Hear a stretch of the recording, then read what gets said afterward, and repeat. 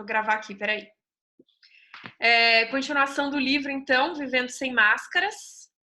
E hoje nós vamos falar sobre o tema quando o relacionamento acaba. Acho que tudo que a gente veio estudando aí durante essas últimas semanas veio nos preparando para esse tema de hoje. Inclusive, a gente vai falar de uma discussão que até o Leandro já trouxe logo no início, né? Sobre aquelas pessoas que se afastam da igreja, quando o relacionamento acaba com essas pessoas. Então, eu confesso que eu não sabia muito o que fazer e o livro vai trazer nesse capítulo várias causas, assim, do porquê as pessoas se afastam e o que fazer em cada uma das situações, né? Então, acho que vai ser bem útil aí pra gente aprender isso aí, beleza? Vou compartilhar aqui a minha tela com vocês e depois eu tenho alguns textos também que eu queria que vocês fossem abrindo e lendo pra gente. E acho que eu já vou até falar já, porque são alguns textos um pouco longos, tá? Então vocês já vão abrindo e até para a gente já ler depois. Então, todo mundo que tiver com Bíblia, já abre lá em Josué, capítulo 7, que a gente vai ler vários versículos do capítulo 7, beleza?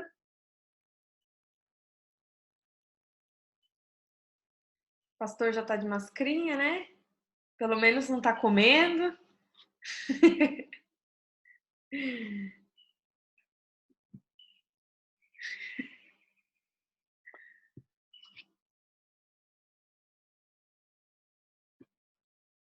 Vocês abriram aí? Josué 7, capítulo 7? Beleza? Deixem aberto que daí eu vou pedindo mais para frente para a gente voltar e ler esses versículos, tá? Vou compartilhar minha tela aqui.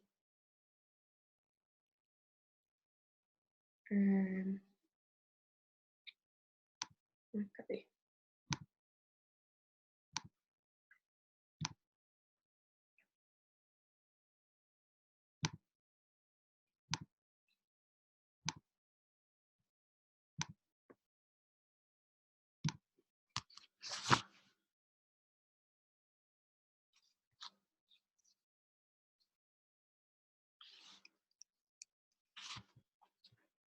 Vocês estão vendo a minha tela certinho?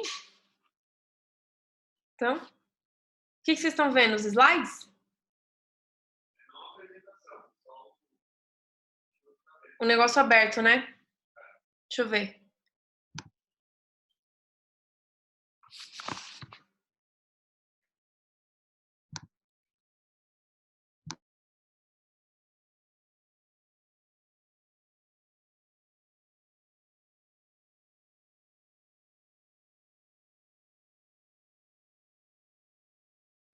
Peraí, gente, probleminhas técnicos de 2 minutos. O Davi já vai resolver.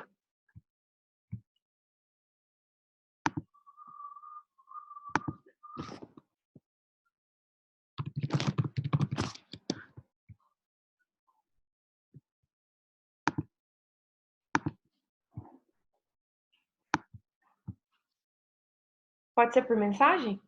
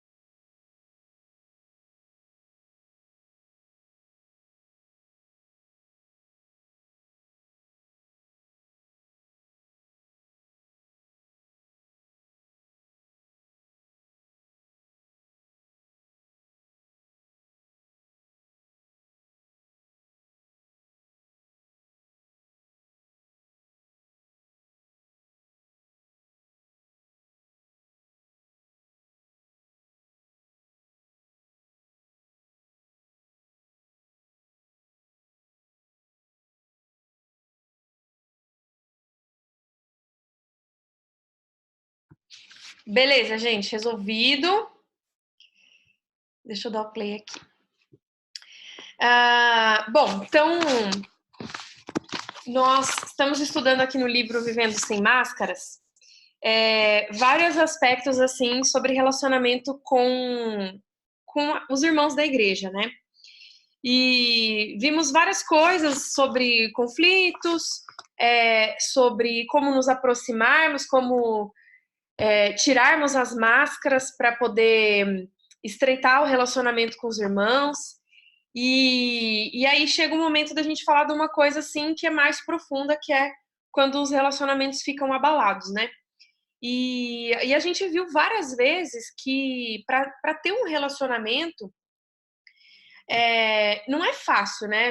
A gente reforçou várias vezes aqui que requer esforço, tem que querer, tem que entender a importância de ter esse relacionamento com os irmãos, de cultivar, de cuidar, e é algo que requer realmente esforço, né? E quando se fala, então, de relacionamento que está abalado, que foi quebrado e tal, requer mais esforço ainda, né? Não é só tirar as máscaras, não é só se abrir, não é só ser verdadeiro que as coisas vão começar a acontecer. Não. É, é realmente algo que precisa de muita atenção e que requer dedicação, tá? E quando se fala de um relacionamento que foi abalado, e eu até achei bem forte aqui o que o autor fala, ele compara um relacionamento abalado ou um relacionamento que está ali meio conturbado ao aparecimento e o desenvolvimento de um câncer. E aí ele fala assim, ele explica mais ou menos, né? Ele explica com as... Não, ele traz uma explicação que ele recebeu uma vez de um médico, né? E o médico fala assim que as células cancerosas são... Qual que é a diferença de um tumor benigno para um maligno? Um benigno é um tumor, são células doentes, né? Que estão se multiplicando ali por dentro da membrana, sabe? A bagunça ali, aquele auê todo do câncer está acontecendo dentro da célula. E isso é um tumor benigno. E quando é um tumor maligno, significa que a célula já está se multiplicando e o negócio já está tomando conta e vai tudo por fora, assim, e começa a sufocar as outras células que são saudáveis, né? E que se esses atritos não forem tratados logo no começo, não forem retirados, exterminados, tratados logo no começo, esse câncer, esse tumor maligno vai tomar uma proporção tão gigante que daí já está irreversível, né? Então ele compara um atrito com os irmãos, com as pessoas da igreja dessa maneira, com essa gravidade, né? E a gente viu, ele traz também para a gente que esses atritos são algo que aconteceu desde do primeiro século da igreja, né? A gente trouxe aqui no começo vários aspectos da igreja primitiva, da primeira igreja que apareceu lá em Atos, né? Que eles eram generosos, que eles se ajudavam, que eles dividiam os bens, que eles oravam uns pelos outros e que a igreja se multiplicava, era em número e em profundidade, mas que ainda no primeiro século, ele traz lá em Atos 5 que a igreja passava por hipocrisia e aí foi punida por causa disso. Em Atos 6, a igreja fazia um tratamento injusto das minorias, dos órfãos, das viúvas e tal, que era justamente quem eles deveriam cuidar melhor. Depois, em Atos 9, eles não queriam permitir que Paulo pregasse o evangelho, porque Paulo era um recém-convertido. Então, a igreja começou a ter esse atrito também. Em Atos 11, a igreja foi pega por legalismo, então era pela religiosidade, não pelo evangelho verdadeiro em si. Depois, em Atos 15, aconteceu algumas desavenças doutrinárias que foi necessário até um concílio para poder intervir nessas desavenças aí que eles estavam passando. E em Atos 15 também teve o desentendimento entre Barnabé e Paulo.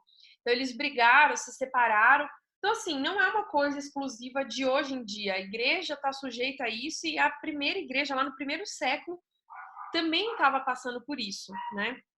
Então, é algo, sim, que a gente precisa ter atenção. Aí, ele trouxe aqui, o que eu achei bem legal, são 5 causas das rupturas dos relacionamentos, tá? Então, ele trouxe, assim, quais são as possíveis causas que fazem, possíveis situações, assim, que fazem com que as pessoas se afastem uma das outras e que se afastem da igreja. E o que eu achei legal é que, assim, vocês vão ver conforme eu for explicando. Tem situações que são fáceis e que a gente sabe claramente o que tem que fazer. E tem situações que nem o próprio pastor sabe o que fazer. E aí ele fala aí de várias atitudes diferentes que ele tomou naquela situação e que surgiram efeitos totalmente diferentes. Então, às vezes foi benéfico, às vezes não, às vezes trouxe mais conflito, né? Então, às vezes a gente se sente culpado por não saber o que fazer, mas é porque são realmente situações muito delicadas, né? Então, é isso que a gente vai ver aqui agora. Então, a primeira causa, a primeira situação que faz com que a pessoa se afaste da igreja, ou se afaste do convívio, né, se afaste do relacionamento, não vou falar só igreja em si, eu quero expandir aí a ideia para relacionamento mesmo, aprofundar um pouco mais. Então, a causa da pessoa se afastar do relacionamento, a primeira causa é sofrimento e doenças graves. E às vezes, as pessoas que estão passando por um sofrimento, por uma doença grave, acabam se afastando por constrangimento, ou por vergonha, ou por estar tão mal, tão machucada, que não tem nem energia física para poder se relacionar. Porque o relacionamento requer energia física, né? A gente tem que estar presente, a gente tem que estar bem para escutar as pessoas, até para se falar, para compartilhar.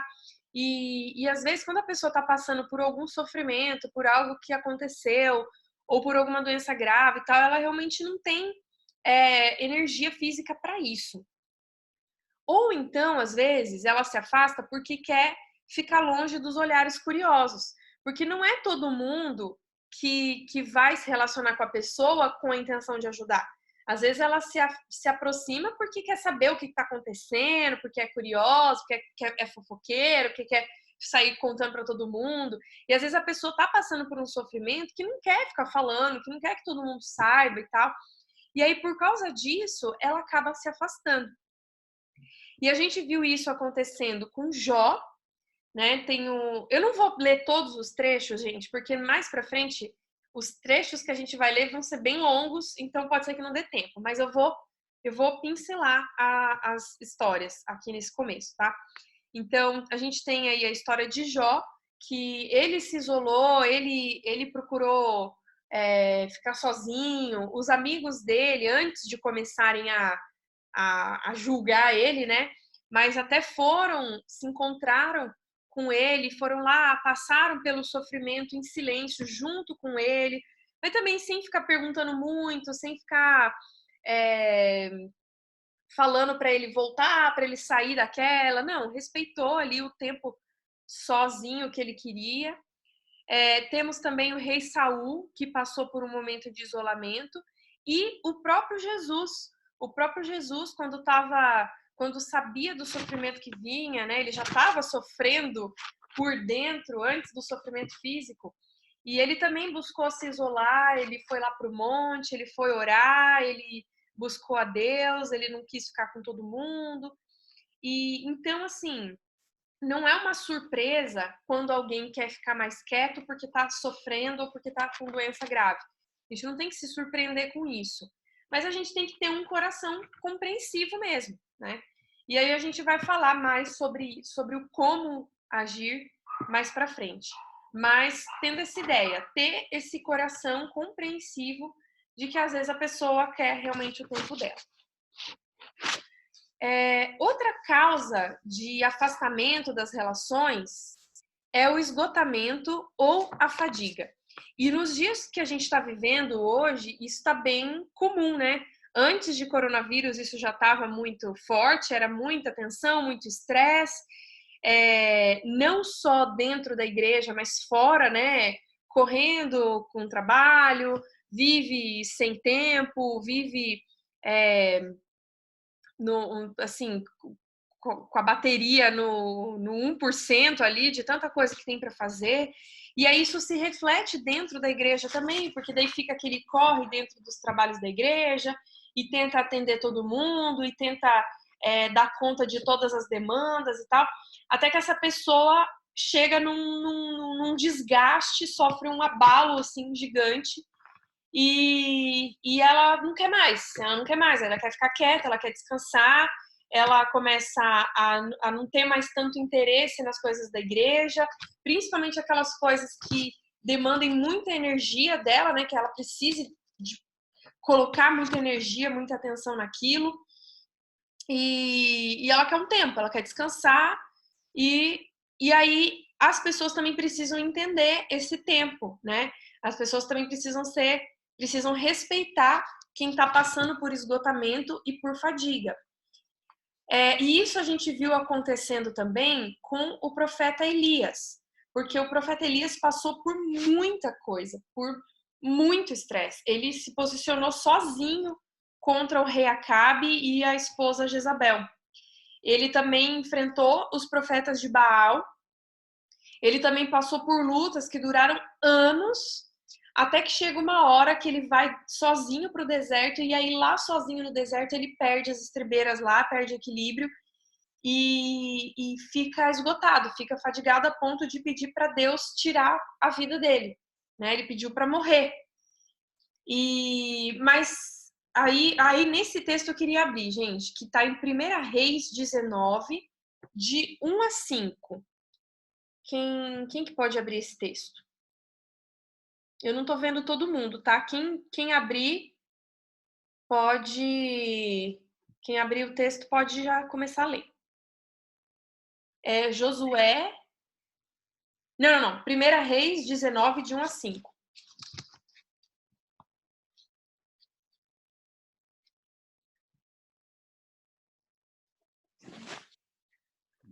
Uhum. E Acabe fez saber a Jezabel tudo quanto Elias havia feito, e como totalmente matara todos os profetas à espada. Então Jezabel mandou um mensageiro a Elias a dizer: assim me façam os deuses e outros tantos, se de certo amanhã a estas horas não puser a tua vida como a de um deles. E o vendo ele, se levantou e para escapar com vida se foi. E veio a Berzeba, que é de Judá, e deixou ali o seu moço. E ele foi ao deserto, caminho de um dia, e veio e se assentou debaixo de um zimbro, e pediu em seu ânimo a morte, e disse: já basta, Senhor, toma agora a minha vida, pois não sou melhor que meus pais. E deitou-se e dormiu debaixo de um. E eis que então um anjo tocou e lhe disse: levanta-te, come. Então, olha que forte, né? Ele chegou assim, esgotado, cansado, pediu basta, não aguentava mais. E o que a gente viu aí é que Deus não ficou cobrando dele, Deus não ficou falando, vai, você consegue sim, vai, eu tô aqui, eu te dei essa tarefa, vai. Mas ele permitiu que Elias descansasse. Ele deu essa sombra para ele, ali ele deitou, ele dormiu. Deus também mandou um anjo e para entregar comida para ele. E aí ele comeu, ele bebeu, dormiu mais um pouco. E aí o anjo volta lá, dá mais comida para ele. Então o que a gente viu foi Deus tratando com paciência quem estava esgotado, quem está esgotado e fadigado, né? Deus dá esse tempo para que a pessoa retome as energias, se recupere. Ela não abstém Deus não abstém a pessoa das tarefas, né? Mas dá o tempo necessário para que a pessoa se restabeleça. Então a gente viu isso acontecendo com Elias, né? Então, Deus não fez com que ele ficasse se sentindo culpado, não ficou cobrando, mas teve misericórdia e deu o tempo e o espaço que Elias precisava. A terceira causa das rupturas nos relacionamentos são por causa de problemas em casa e por causa de conflitos pessoais. E aí aqui o negócio já começa a ficar um pouco mais grave, porque problemas em casa, conflitos pessoais, geralmente vêm com sentimento de vergonha, a pessoa se afasta com sentimento de vergonha. Por causa de brigas em casa, briga com o marido, com o pai, com os filhos. Vem também com a vergonha por causa de problemas financeiros, né? Ou por causa de problemas morais. A gente não sabe o que está acontecendo ali na casa da pessoa, mas não sabe se houve traição, se houve separação, ou se foi uma briga tão gigante ali na família que fez tal pessoa sair de casa. E isso traz vergonha, porque a igreja exerce essa certa pressão moral, né, nas famílias. E aí, se a pessoa não está conseguindo manter essa pressão, essa exigência moral, ela acaba saindo por causa desse sentimento de vergonha, ela acaba se afastando, né, por causa desse sentimento de vergonha. E a gente viu isso acontecendo daí com Davi. E ele estava se sentindo culpado por aquela situação com Batseba. E esse texto eu queria abrir também. Quem tiver aí e quiser e puder abrir, por favor, em Salmos 32, versículo 3 e 4. Esse é um salmo que mostra a situação de vergonha e de sofrimento que Davi estava passando por causa do adultério aí que ele cometeu com Batseba. Salmos 32, 3 e 4. Já que eu vou ler, mas posso ler o 1 e o 2 também? Pode? Que eu acho que ele contextualiza. Uhum. Então, bem-aventurado aquele cuja iniquidade é perdoada, cujo pecado é coberto. Bem-aventurado a quem o Senhor não atribuiu iniquidade, em cujo espírito não há dolo. Enquanto calei os meus pecados, envelheceram os meus ossos pelos meus constantes gemidos todo dia.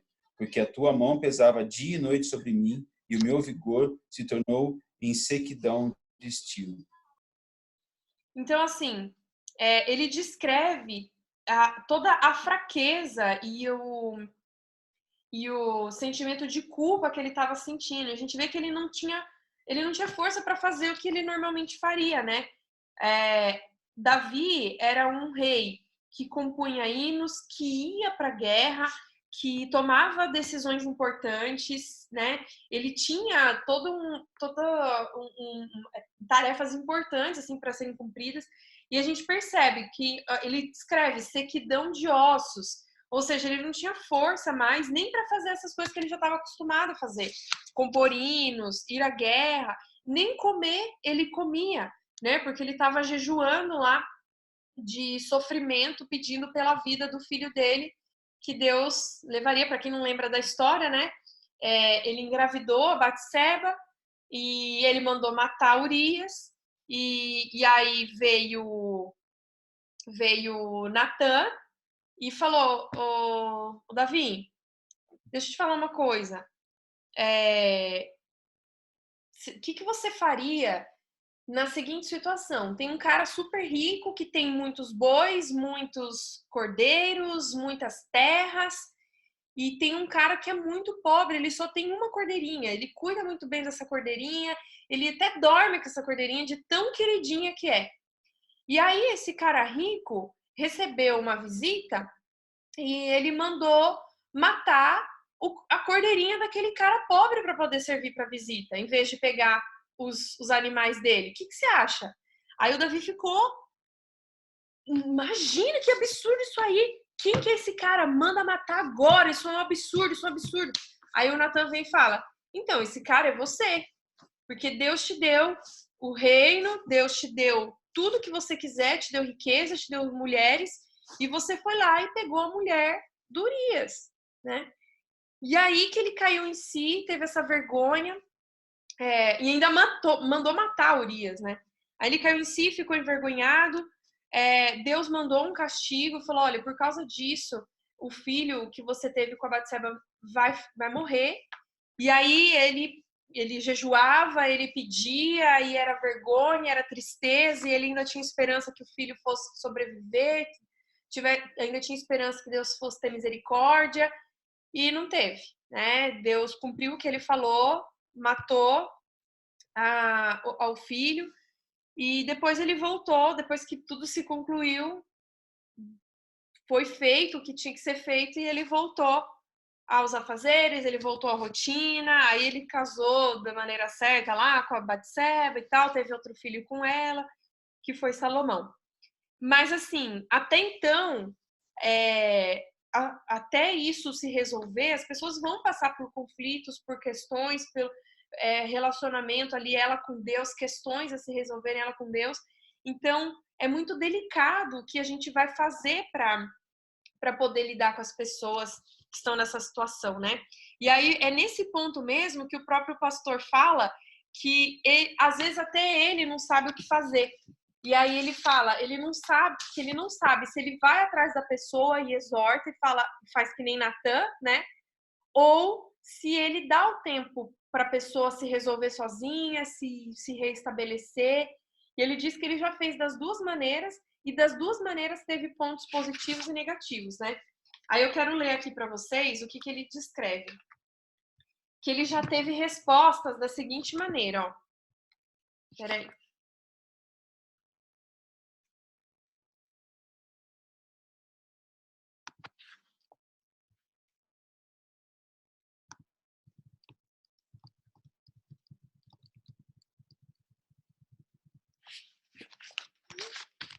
Ele lê assim, ele diz assim, ó, que alguém foi lá, ele interferiu e alguém foi lá e falou assim, viu, isso é da sua conta? Se o senhor não tivesse se intrometido, a gente poderia ter resolvido tudo sozinho. Aí teve outro caso que alguém falou assim, nossa, obrigado, pastor, obrigado, porque se o senhor não tivesse interferido nesse caso, e se o senhor não tivesse se interessado por nós o suficiente para vir aqui, nos confortar, ou nos exortar, nos ouvir, eu não sei onde que a gente estaria hoje. Aí teve outras pessoas que falaram assim, nossa, pastor, estamos muito gratos porque o senhor nos deu tempo para resolvermos nós sozinhos. Nós somos agradecidos por não ter se intrometido, por não ter forçado uma solução. Aí teve outras respostas assim, onde é que o senhor estava? Por que o senhor não nos ajudou? É claro que o senhor não se importou nem um pouquinho, mesmo sabendo que a gente estava sofrendo. Então, é uma situação realmente complicada. E eu vou falar a verdade, assim, vou falar por mim. Eu também não sei o que fazer quando alguém sai da igreja, quando alguém se afasta.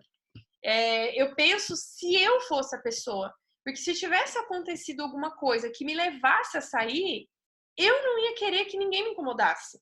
Eu não ia querer que ninguém ficasse me forçando a voltar, né? Que ficasse me perguntando o que está acontecendo. Jaque, eu ia querer ficar quieta, eu ia querer ficar sozinha, eu queria que a pessoa me respeitasse. Agora, a gente sabe que tem pessoas que não, né? A gente tem várias situações que a pessoa até já compartilhou com a gente, né? Que saiu, voltou e que esperava certa postura e que esperava certa abordagem e tal. Então, realmente, é uma situação muito delicada e que a gente precisa de muita... da clareza de Deus nesses momentos, né? Porque é delicado. Beleza. Outra causa... Já posso fazer uma observação antes de mudar o assunto? A gente só não pode confundir se a gente não vai falar porque a gente está dando tempo ou por desinteresse, né? A grande questão é essa, porque muitas vezes nós não nos envolvemos com medo da pessoa nos rebater ou falar alguma coisa, mas muitas vezes também a gente não fala porque, por que eu vou falar, né? Então, às vezes, existe um desinteresse também, né? Então, esse que é o cuidado que a gente tem que tomar, e talvez uma palavra não de... às vezes não para ter a curiosidade de saber o que aconteceu, mas falar assim, se você precisar de alguma coisa, eu estou aqui, é uma frase que você não invadiu o espaço da pessoa, você não atingiu nenhum das dores dela, e se ela se sentir à vontade em abrir com você aquela dor e expor o que aconteceu, aí é com ela. A sua parte de falar assim, olha, eu não sei o que aconteceu, mas se você quiser, eu estou aqui, sou ouvidos para você, acabou, você fez a sua parte. Se a pessoa se abriu ou não, se ela fala assim, vai para lá, não quero conversar, respeito o meu espaço, respeito, enfim, né? Eu acredito que seja uma posição de falar assim, ok, fiz a minha parte, estou aqui. E se você quiser, vem até mim, eu não irei mais até você, porque eu já fui. Então, assim, quando eu falar, não, eu fui até você. Então, existe o ponto de você atingir a pessoa de uma maneira bem suave e você, ou até assim, que tá sendo? Por que fez isso? Por que tal? Daí você fica curiosão, né? Então, assim, você só se colocar, lembrar, fazer aquele joinha e falar assim, eu tô por aqui, eu acho que é importante sempre. Uhum, sim. E a gente vai entrar mais em detalhes sobre isso, sobre o como fazer, como que tem que ser a nossa postura e tal, para poder lidar com essas situações que são realmente bem, bem delicadas, né? Outra coisa também é sobre atrito entre duas ou mais pessoas. Isso também é uma outra causa de ruptura nos relacionamentos, né? Em Provérbios 18, 19, esse texto pode deixar que eu mesmo vou abrir. Então, Provérbios.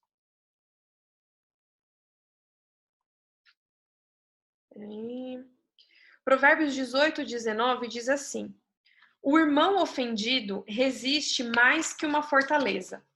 As suas contendas são ferrolhos de um castelo. Então, o que esse texto diz? Que a pessoa ofendida, muitas vezes, é impenetrável. Ela tá como ela construiu realmente uma fortaleza que fica, às vezes, impossível de atingir. Porém, uma pessoa que é ofendida também é aquela que está mais sofrendo. Então, realmente é uma situação muito complicada. Quando ela passou essa pessoa foi ofendida, é difícil de chegar até ela e ela também ainda está sofrendo muito. E também a gente vê uma história na Bíblia de atrito que é entre Paulo e Barnabé. A gente não tem detalhes de como foi esse atrito, a gente sabe a causa, né? Que está lá em Atos 15, 36 a 40. Vou abrir aqui para vocês também e vou ler. Atos 15, de 36 a 40, diz assim: alguns dias depois, disse Paulo a Barnabé: voltemos agora para visitar os irmãos por todas as cidades nas quais anunciamos a palavra do Senhor, para ver como passam. E Barnabé queria levar também a João, chamado Marcos. Mas Paulo não achava justo levarem aquele que se afastara desde a Panfilha, não os acompanhando no trabalho. Houve entre eles tal desavença que vieram a separar-se. Então Barnabé, levando consigo a Marcos, navegou para Chipre. Mas Paulo, tendo escolhido a Silas, partiu encomendado pelos irmãos à graça do Senhor e passou pela Síria e Sicília, confirmando as igrejas. Então aqui, provavelmente eles brigaram tão feio por causa dessa questão, a gente não sabe o grau das ofensas, que eles se separaram. E o que é engraçado é que depois não se ouve mais falar de Barnabé, né? Depois os demais capítulos de Atos é sobre Paulo, sobre a história de Paulo. E o que é engraçado, que são dois homens fortes, adultos, que são ícones da história aqui, né, da Bíblia, e que não conseguiram resolver um desentendimento a ponto de se separarem assim de maneira definitiva, né? E o que nos traz assim a refletir o seguinte, é que quando a gente tem algo que se quebra, a gente vai arrumar, né? Agora já faz mais ou menos, aliás, faz um pouco mais de um ano que eu e o Davi estamos sem carro. Mas quando a gente tinha carro, todo mês a gente tinha que ir lá no Barbosa, né? Para poder arrumar alguma coisa. Era uma coisa eletrônica, era alguma. Sei lá, eu não entendo de carro, mas todo mês tinha alguma coisa lá que tinha que arrumar. E assim, quebrava alguma coisa, a gente não deixava quebrado, né? Se deixasse na minha mão, eu deixava quebrado, mas é porque eu não entendo. Mas o Davi escutava um barulhinho e ele levava no Barbosa. Ah, tá errado isso aqui, tá quebrado isso aqui. Ou seja, não deixava por isso mesmo, né? Esses dias também o Gerson e a Júlia falaram que quebraram uma telha lá e que, poxa, se deixasse aquela telha quebrada, ia ficar pior, né? Ia dar ruim, ia chover, ia ter goteira na casa e tal. Então, quando nós temos coisas que quebram, a gente conserta, né? Por que a gente vai deixar, então, um relacionamento quebrado?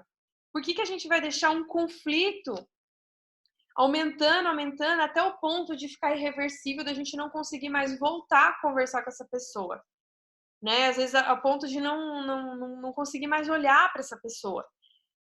As pessoas são mais importantes do que coisas. Então, se a gente corre atrás para arrumar as coisas, a gente tem que correr atrás de arrumar os relacionamentos também. Por mais impenetrável que essa pessoa esteja por causa dessa ofensa, né?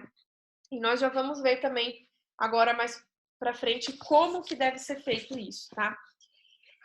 E por último, e aí é o mais grave, que é a rebelião contra Deus. Então, a pessoa que se rebelou contra Deus, a pessoa que desobedeceu, é a que faz um afastamento, e às vezes esse afastamento pode ser permanente, tá? E Deus castiga não para que nos isolemos de maneira permanente, mas que é para a gente entender a importância de obedecer. Mas eu quero mostrar aqui para vocês uma história de uma medida que foi permanente. E a gente vai ler isso em Josué, então, que é o texto que eu pedi para vocês abrirem. Primeiro, eu vou pedir para alguém ler Josué 7, de 2 a 5. Quem tiver aberto esse texto, por favor, leia Josué 7, de 2 a 5.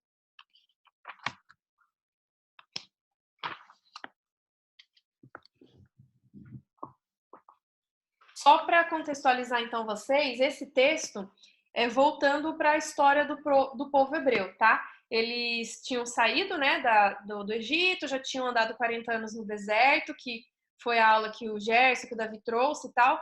Eles já conquistaram ali, já venceram Jericó, e aí eles iam para mais uma guerra, que era guerrear contra Ai. E aí vamos ver o que aconteceu.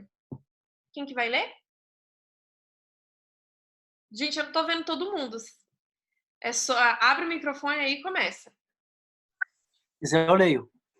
Vai lá. Pode ler, Diogo. Os homens da cidade de Jericó até Ai, cidade que fica ao leste de Betel, perto de Bet-Avém. Ele mandou que fossem ver a terra. Eles foram e examinaram bem a cidade, então voltaram e deram a Josué o seguinte relatório: não é preciso que todo mundo vá. Mande só 2 ou 3 mil homens atacarem Ai, porque existem pouca gente lá. Assim foram mais ou menos 3 mil. Porém, os homens de Ai fizeram os israelitas recuarem e mataram uns 36. E eles perseguiram os israelitas desde o portão da cidade até as pedreiras, matando-os na descida. Então o povo ficou completamente desanimado e perdeu toda a coragem.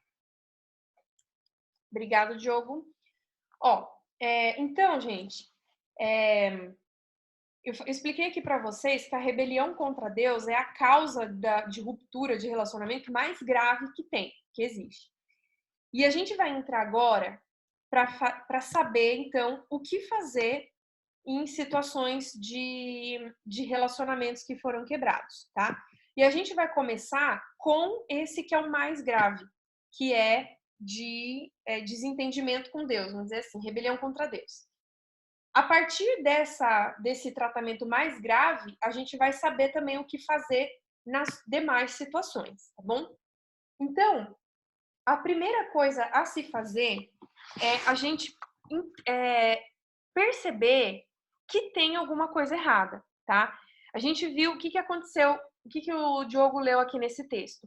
Que eles tinham vencido a Jericó, e aí eles iam lutar agora contra uma cidade que era Ai, e era uma cidade pequena, relativamente fraca. Eles mandaram lá os espiões, eu não lembro agora como é que fala a palavra, mas eles foram lá espiar e voltaram dizendo, falou, gente, é de boa, tá? Tranquilo, manda aí 2 ou 3 mil homens que a gente dá conta, tá bom? Tá bom.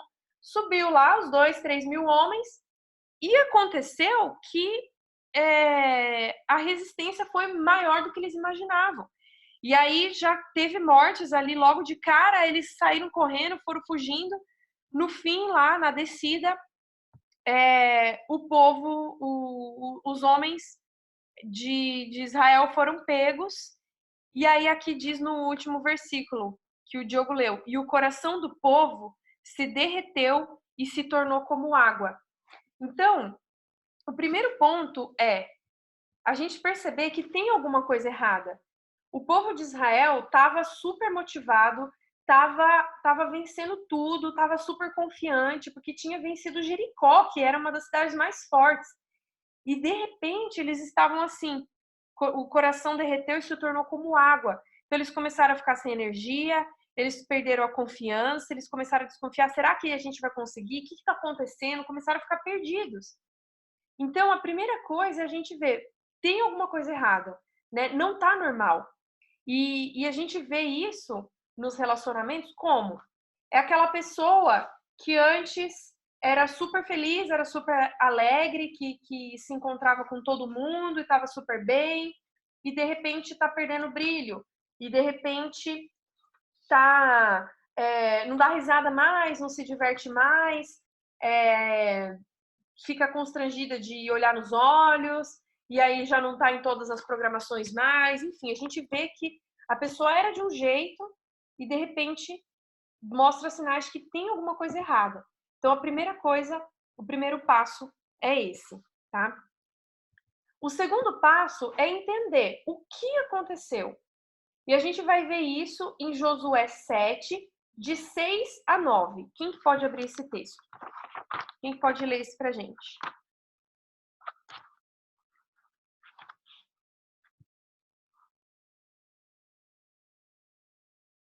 Quem abrir pode começar a ler. Você? Raquel? Raquel, beleza.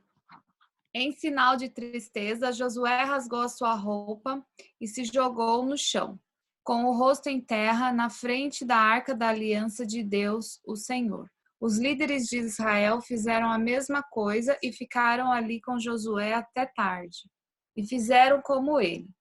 Também jogaram na terra a cabeça para mostrar que estavam tristes. E disse Josué: Ó Senhor, meu Deus, afinal de contas, por que fizeste este povo atravessar o rio Jordão? Foi para nos entregares aos amorreus e eles nos matarem?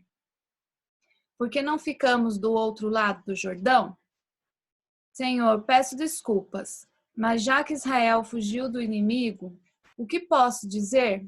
Os cananeus e todos os outros moradores desta terra vão saber disso. Eles nos cercarão e nos matarão a todos. E neste caso, o que farás em favor do teu grande nome? O Senhor Deus respondeu a Josué. Não, até aí, até aí. Você leu 9, né? Li. Isso. Então, aqui o que a gente vê? Eles perceberam que tinha alguma coisa errada, e aí Josué foi buscar em Deus entender o que tinha acontecido. Então, ele se reuniu com os anciãos, e a gente viu lá nas aulas passadas que os anciãos são aqueles líderes que Deus levantou na época ainda de Moisés para poder ajudar a liderar o povo, porque Moisés já estava cansado, né? Então, Josué se reúne com essas pessoas, vai buscar respostas, ora, pede a Deus, fala, Deus, o que está acontecendo? Por que o Senhor permitiu isso? Então, deixasse a gente lá, antes do Jordão. Por que o Senhor fez a gente avançar, então? Se é para a gente perder, se é para a gente morrer? E aí, agora sim, Josué, de 7, de 10 a 15. Vou pedir para a Júlia ler. Josué 7, de 10 a 15. A Júlia deu uma saidinha. Pode Deu ser quê? mesmo? Pode. Então disse o Senhor a Josué: levanta-te, porque estás prostrado assim sobre teu rosto. Israel pecou, e até transgrediram o meu concerto que lhes tinha ordenado, e até tomaram do anatema, e também furtaram, e também mentiram, e até debaixo de sua bagagem puseram. Pelo que os filhos de Israel não puseram subsistir perante os seus inimigos, viraram as costas diante dos seus inimigos. Portanto, porquanto estão amaldiçoados, então sereis mais convosco. Não serei mais convosco, se não desarraigardes o anatema de meio de vós. Levanta-te e santifica o povo, e dize: santificai-vos para amanhã, porque assim diz o Senhor, o Deus de Israel: anatema há no meio de ti, Israel. Diante de teus inimigos não poderás suster-te, até que tires o anatema do meio de vós. Amanhã, pois, vós chegareis, e segundo as vossas tribos, e será que a tribo que o Senhor tomar se chegará segundo as famílias, e a família que o Senhor tomar se chegará por casas, e a casa que o Senhor tomar se chegará homem por homem. E será que aquele que for tomado por um anatema será queimado o fogo? Ele e tudo quanto tiver, porquanto transgrediu o concerto do Senhor e fez uma loucura em Israel. Ótimo. Então, Josué se reuniu com os homens, buscou a resposta e Deus deu a resposta e falou o que aconteceu, né? E não revelou quem, mas revelou o que eles tinham que fazer. Então, a gente não pode atravessar esses passos que são importantes. Quando a gente percebeu que tem alguma coisa errada, a gente tem que buscar entender o que aconteceu em Deus. A gente tem que buscar, falar, Deus, eu estou percebendo que tal pessoa está assim, assado, aconteceu isso. O que aconteceu e o que eu tenho que fazer, né? Qual que deve ser a minha postura? E reforçando, aqui era uma situação de último grau. Era alguém que tinha se rebelado contra Deus, era uma situação que a pessoa tinha desobedecido uma ordem de Deus. E aí Deus fala, olha, o que aconteceu foi um pecado contra mim, porque eu mandei que vocês não pegassem as coisas da cidade, e mandei que a prata, que o ouro, o bronze fossem consagrados ao Senhor, mas teve alguém que não pegou, né? Teve alguém que desobedeceu. Deixa eu só lembrar uma coisa aqui. Aqui, ó. Não, uma coisa interessante. Deus não falou isso. Deus não falou que alguém fez isso. Ele só falou, alguém pecou contra mim. Então, que vocês vão fazer isso para descobrir quem foi e o que foi. E o que aconteceu, né? Então, Deus mandou Josué ir atrás e descobrir o que tinha acontecido. Aí sim, agora eu que me confundi nos textos aqui. Aí sim é que se a gente for lembrar, em Josué 6, Deus tinha mandado que eles não pegassem a prata e o ouro, né? Deus tinha mandado que eles vencessem lá e tal, e que a prata e o ouro, os utensílios de bronze, fossem consagrados ao Senhor. Mas até então eles não sabiam o que tinha acontecido. Então eles foram atrás, então, para ver, em primeiro lugar, quem são os envolvidos, tá? E aí Deus deu a direção, falou, vocês vão descobrir quem são os envolvidos e vão descobrir na sorte, vocês vão tirar na sorte e assim eles fizeram. Então, primeiro eles descobriram que os envolvidos estavam lá na tribo de Judá, depois eles tiraram a sorte de novo, viu que caiu sobre a família dos Zeraitas, depois caiu sobre a Zabdi, e chegou então à casa de Zabdi, foi vendo homem por homem, caiu na sorte então que era Acã. Aí eles foram até Acã e falou, Acã, chegou em você, a sorte caiu em você. Me conta agora o que você fez. O que aconteceu? Não me esconde nada. Então, Josué chegou até Acã e pediu contas, né? Então, olha o que a postura de Josué nesse momento. Quando Josué encontrou o culpado, ele não foi logo de cara metendo o dedo, não foi acusando, ele pediu, ele estava pronto a ouvir de Acã o que aconteceu, né? E aqui a gente vê um sinal de como a gente pode fazer essa confrontação também, e através desse exemplo que é nível hard, né? Como? Não é acusando, mas é se colocando pronto a ouvir. Tipo, olha, eu tô vendo que tem alguma coisa errada. O que aconteceu? O que aconteceu? Conta pra mim. Só, né? Isso que o Leandro falou. Se colocar pronto para ouvir. O que mais aqui que eu anotei que eu achei legal para falar?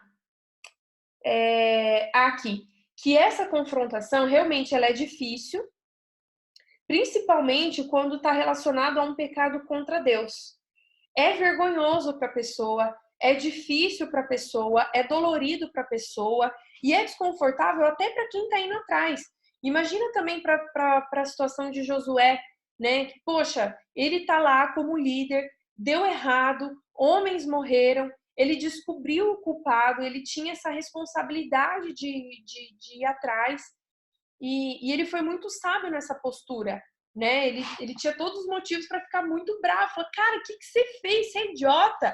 A gente perdeu, né? Homens morreram por sua culpa. Mas não, ele teve essa postura de falar, o que aconteceu? Me conta tudo o que aconteceu. E assim foi, né? Assim foi. Acã foi lá e revelou, falou, olha, realmente, vou ler aqui a parte. Respondeu Acã a Josué e disse, verdadeiramente pequei contra o Senhor Deus de Israel e fiz assim e assim. Quando vi entre os despojos uma boa capa babilônica e 200 ciclos de prata e uma barra de ouro no peso de 50 ciclos, cobicei-os e tomei-os. E eis que estão escondidos na terra, no meio da minha tenda e a prata por baixo. Então, ele revelou, ele contou tudo para que então Josué pudesse tomar as providências. Nesse caso, as providências que Josué deveria tomar eram bem claras e ele não hesitou. E isso já foi lido até pelo texto que o Gerson leu. Ele falou, aquele que for achado com a coisa condenada será queimado a fogo, ele e tudo quanto tiver, porquanto violou a aliança do Senhor e fez loucura em Israel. Então a gente vê lá no texto que Josué fez isso, né? Josué levou o Acã, a família dele e todas as coisas dele para um lugar. Lá naquele lugar ele falou, deixou claro, ó, estamos fazendo isso porque houve desobediência da parte de vocês para com Deus. O povo apedrejou e no final eles queimaram e fizeram como Deus mandou, tá? Aqui, de novo, reforço, foi uma medida radical para uma situação radical.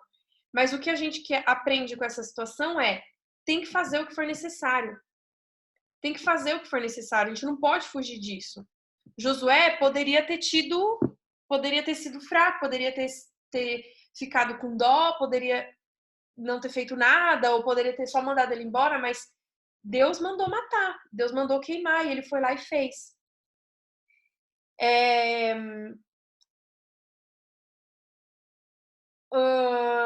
Outra coisa, essa confrontação radical não é necessária nas demais situações que a gente viu. Até porque, quando Deus castiga, ele não, como eu já falei aqui, não é para que a pessoa deixe de se relacionar, não. É para o ensinamento. É para mostrar para as pessoas que a obediência é importante. E Deus fez isso com o povo, que o texto fala que todo o povo viu, todo o povo assistiu isso e nunca mais esqueceu. Ou seja, eles aprenderam que obedecer é importante, né? Então, fazer o que for necessário com essa intenção de aprender o que tem que ser aprendido.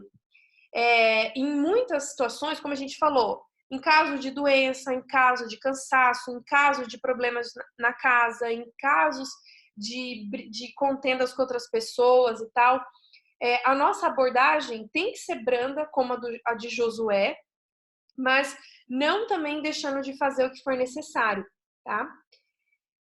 Lembrando que nós não estamos em um tribunal, mas nós estamos aqui fazendo isso em amor. E a gente vê isso lá em Gálatas 6, versículo 1 e 2. Vou pedir para minha mãe abrir esse. Tá com a Bíblia, mãe? Abre o seu microfone aí. Clica no microfone embaixo. Gálatas. Gálatas 6, 1 e 2. Como que tem que ser a nossa abordagem?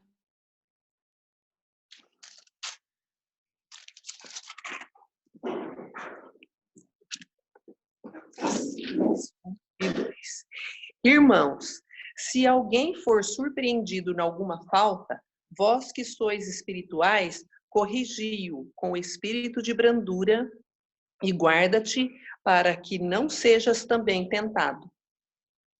Isso. Então, o que é necessário? É necessário exercer essa função desagradável de ir atrás, de confrontar. Não é fácil para quem confronta, nem para quem é confrontado. E não é fácil para quem confronta, mesmo que essa pessoa seja um pastor. Porque esse pastor que escreveu o livro reforça isso várias vezes, depois o nosso próprio pastor pode falar mais sobre isso, né? Mas é algo que tem que ser feito e Deus já explica como. Com espírito de brandura, sabendo que a gente também está sujeito a fazer a mesma coisa, a gente está sujeito a passar pela mesma situação.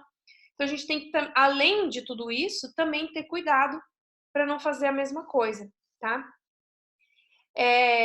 Davi, no caso, Deus escolheu a Natã para confrontar Davi, quando eu falei mais cedo para vocês. Então, todas as situações precisam dessa intervenção, feitas com cuidado e com amor. E aí eu queria trazer 3 reflexões aqui para a gente poder finalizar nossa aula. E aí eu quero abrir para a gente poder compartilhar mais algumas coisas, tá?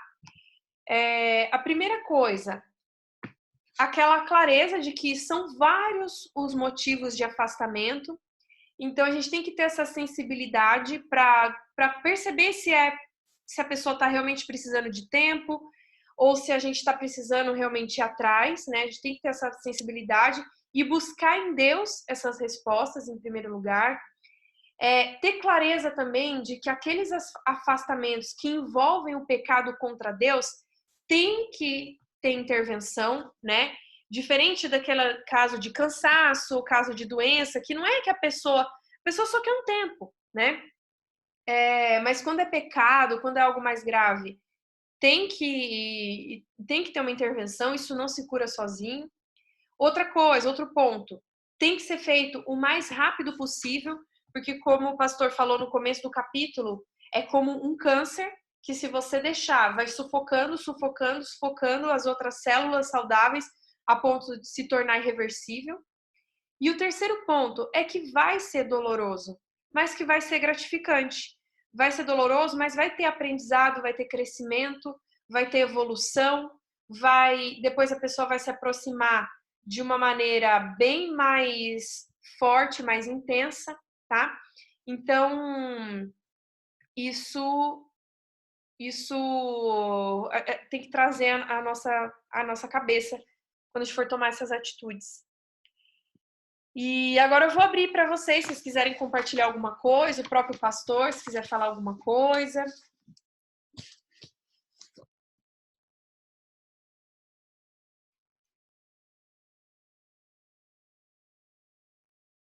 Não?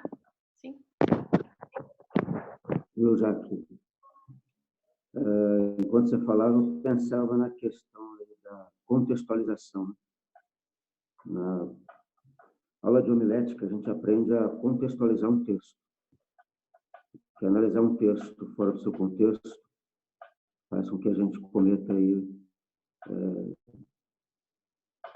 considerações descabidas sobre o texto. E essa contextualização também é aplicável para pessoas. Precisa aprender a contextualizar o que as pessoas estão vivendo. E aí eu queria fazer um link da mensagem passada, que eu acho que tem tudo a ver com esse assunto que se abordou, que é a vocação pastoral, que é a essência da igreja. Lá em primeira carta aos Tessalonicenses, capítulo 5, a gente trabalhou o verso 14. Ali a gente tem gente indisciplinada, tem gente desanimada, tem gente fraca. E para cada pessoa a gente tem que agir de uma maneira contextualizada. E saber esperar, saber agir no momento certo, saber como falar, enfim. E não é uma atitude só da liderança. A liderança também fica cansada, a liderança também fica desmotivada. A liderança também tem os seus traumas que são mais velados. E tanto o cuidado pastoral, uma vocação existencial do ser humano. A maternidade, na sua essência, é pastoral. A paternidade, na sua essência, é pastoral. Quando um filho cuida dos seus pais, os filhos estão sendo pastorais também. Então, o ser humano carrega essa vocação pastoral. Então, quando o pastor, nas suas limitações, não consegue atender um ou outro, um membro da igreja pode agir assim pastoralmente, porque também a vocação dele,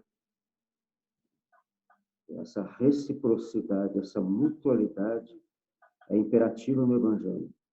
Mateus 5, Mateus 18, Jesus vai falar de casos de pessoas que entraram em conflitos uma com a outra e, para um caso, o ofensor tem que tomar iniciativa, para outro caso, o ofendido tem que tomar iniciativa. Eu gosto sempre de trazer à memória essa questão do Evangelho. O Evangelho nunca deixa só para o ofendido ou para o ofensor tomar iniciativa num conflito no relacionamento. O Evangelho traz essa abrangência. A pessoa ofensora foi inquietada e se sentiu, de fato, incomodada com a sua consciência, compete a ela, na consciência do Evangelho, tomar iniciativa, procurar a pessoa ofendida. Se for o caso de atrito, de conflito no relacionamento, quando o relacionamento acaba, né, subentende-se esse atrito, esse conflito, esse aborrecimento um com o outro. Mas o mandamento não é só para a pessoa ofensora.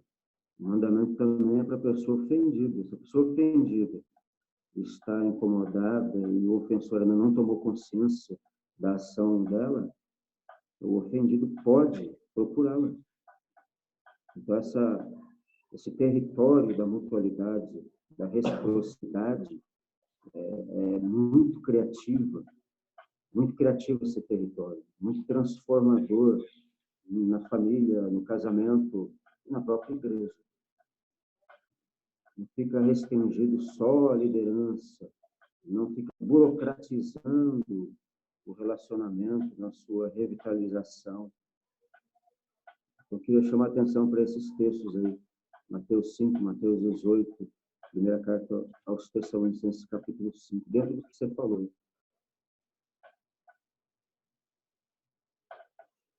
Exato. Mais alguém quer acrescentar alguma coisa? Já que eu queria só... eu vivi isso, né, por um tempo. Então, para mim, falar sobre isso não é difícil. Pelo contrário, é entender os motivos pelo qual eu fiquei longe e usar isso ao meu favor, né? Entender que Deus teve um propósito na minha vida, fez com que eu tivesse... Mas no tempo em que eu fiquei fora, justamente a gente vê que os conflitos, eles fazem com que a gente saia, e qualquer motivo faça com que a gente, quando a gente é o sofrido, né, não o que vai intervir, que a gente abandone o barco, né? E talvez a cabeça que eu tenho hoje, eu não pularia do barco, continuaria e ajudaria, Mas, enfim, então, assim, a gente tem que ter muita cautela, sim, quando a gente vai conversar com quem está passando problema. Eu fiz isso esses dias e teve um resultado muito positivo, mesmo que momentaneamente ele não foi positivo. A gente acaba sentindo a dor de receber uma palavra forte, a hora que a gente vai tentar remediar, mas depois, né, a pessoa ela vem, ela conversa, ela se abre, ela percebe, ou se não percebe também, a gente se tranquiliza por ter feito a nossa parte. Eu me senti muito tranquilo, mas quando a gente sai da igreja ou quando a gente sai de um relacionamento, independente do que for, é duro para as duas partes, né? E a igreja sente quando um membro sai, porque a gente é um corpo, né? Hoje a gente entende isso, hoje eu entendo isso muito bem. E quem sai também, às vezes, sai sentido pelo problema que passou, mas não entendendo que somos pessoas, somos falhos, e a gente acaba sendo, eu me senti depois muito egoísta por ter saído, né? Então, mas enfim, eu acho que a gente tem que trabalhar isso dentro da gente. Quando a gente tiver um problema, a gente está aberto a falar, trabalhar isso dentro da gente, né? Entender, muitas vezes é uma depressão, às vezes eu tenho um membro da igreja passando por depressão, a gente não entende e ver a pessoa cada vez menos frequente ou cada vez menos ativa, e a gente não consegue identificar isso daí, e não só pela pessoa estar na igreja, mas sim pela própria saúde física dela, né? Como a gente vê no texto, Elias quis tirar a própria vida, e muitas pessoas tiram a própria vida. Então, às vezes a gente tem que pegar isso no ar e falar assim, é hora de eu entrar, falar alguma coisa, me deixar à disposição, eu estou aqui, sou ouvidos, né? Conte comigo. São palavras de incentivo, são palavras de marcação que mostram, ó, tem pessoas que se preocupam comigo, né? Ninguém está aqui para dar lição de moral em ninguém, mas sim seguimos juntos, e talvez o meu exemplo sirva para ela, ou o exemplo de alguém sirva para mim, e assim a gente vai vivendo e vai superando. Muito bom.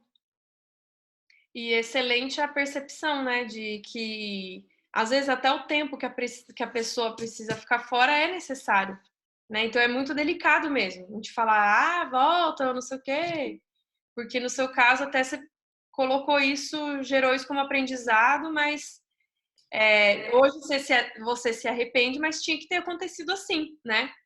Tinha que ter acontecido assim. Eu uso a expressão de que graças a Deus há 10 anos eu saí da igreja e que graças a Deus eu voltei, né?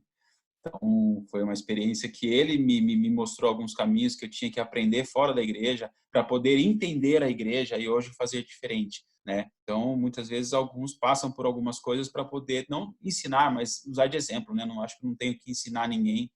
A minha vida ela vai servir de exemplo e para algumas coisas. Então, né? Eu se eu não tivesse saído da igreja, não teria conhecido a Raquel, não teria a Lara. Enfim, como é que eu vou olhar hoje para trás e falar assim, Deus, eu saí, me tirou da igreja, entendeu? Então, eu não consigo hoje falar, nossa, Deus tem um propósito em tudo isso e ele age sempre. Uhum, verdade. Muito bom, gente. Isso aí. Muito profundo, né? Essa discussão e necessária. E sim, sim. Eu penso que a ideia do livro,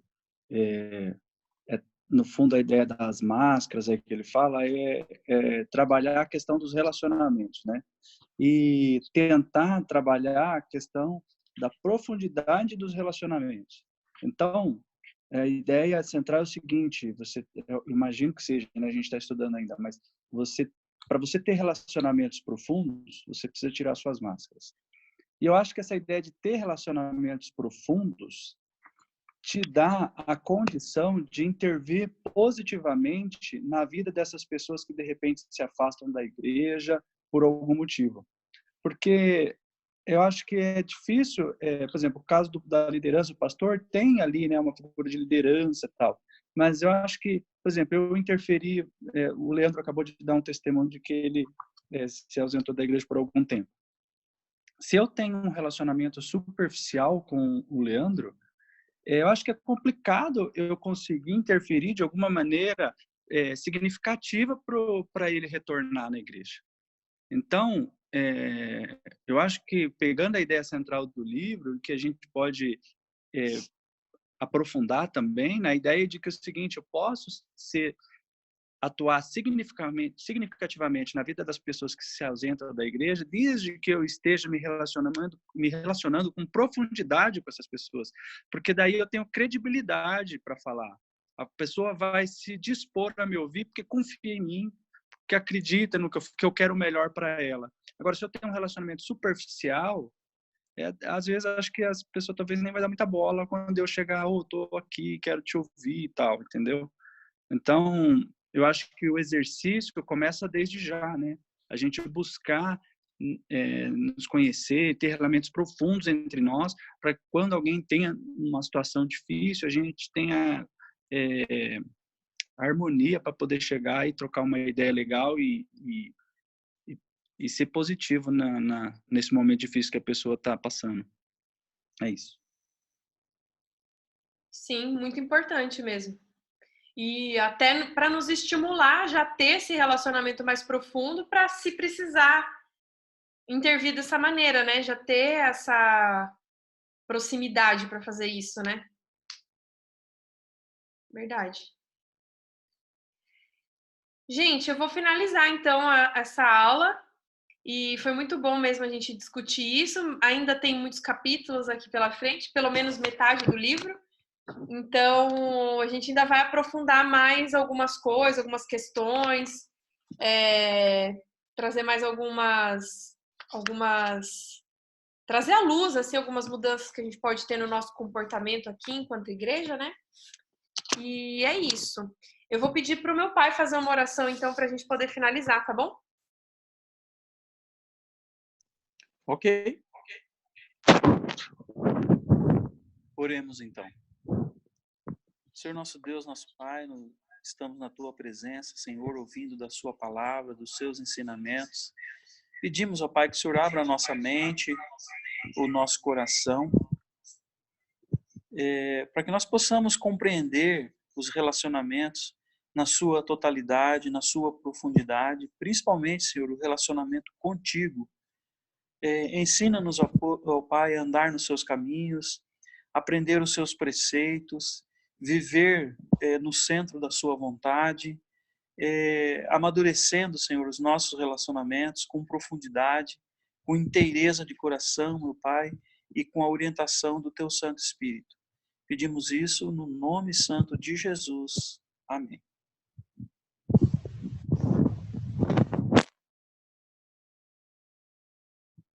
Valeu, gente. Semana que vem, então, vai ser aula com o Davi? Confirmado? Então, beleza, gente. Até domingo que vem. Pessoal, não esquece também, hoje, 7 horas, a live da igreja. A gente está se empenhando bastante para fazer um material bem legal.